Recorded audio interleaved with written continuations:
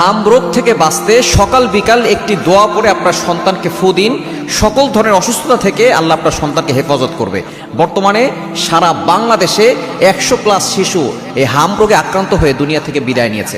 এজন্য অবশ্যই আমাদেরকে সতর্ক থাকতে হবে এবং এই হাম রোগের কি কি লক্ষণ রয়েছে, এর প্রতিকার কি, এবং আমাদেরকে কোন কোন আমল করতে হবে, যে আমলের মাধ্যমে, যেই কাজের মাধ্যমে আমাদের সন্তানরা এবং আমরা সুস্থ থাকতে পারি।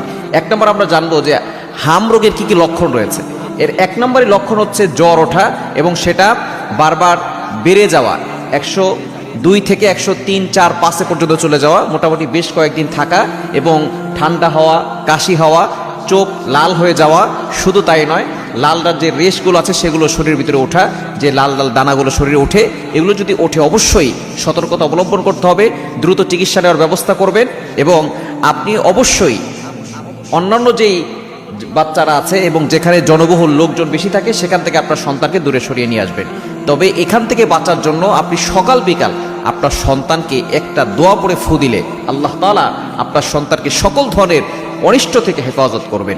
দোয়াটি হচ্ছে